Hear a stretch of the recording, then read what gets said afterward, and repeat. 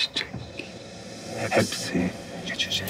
Ele geçmez istedim, uğruna savaş vermediysen.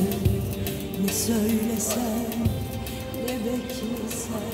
Kumpasa düşmüşsün. Harcayalım istemişler. Neyi unutmuşlar? Beni. Kim bunlar? Tanıyor musun? Ağababalarını tanıyorum.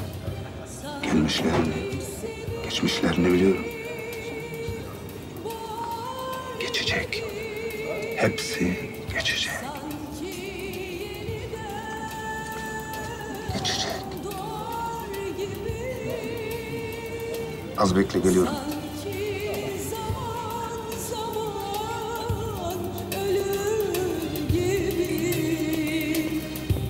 Acısını, çilesini çekmediysen.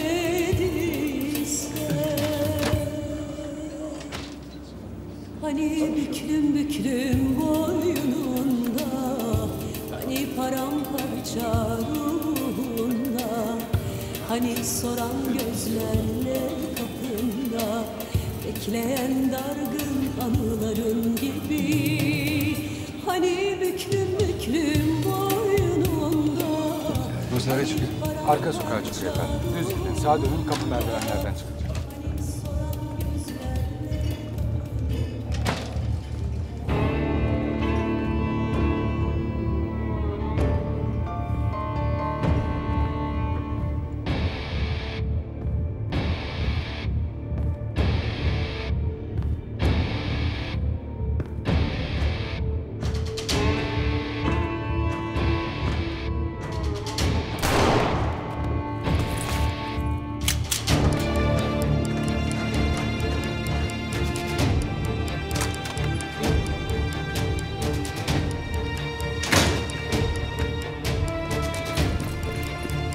Hey!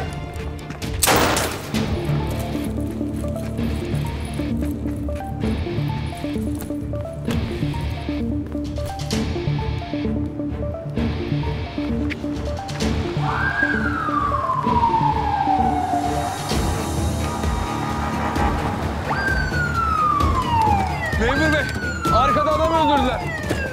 At silahını, kaldır ellerini. Adam öldürdüler arkada, katil kaçıyor. At silahını diyorum, bak ateş edeceğim. At!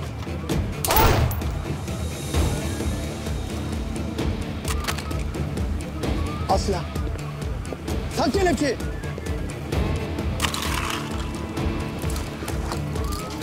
Tak. Tak kelepçeyi.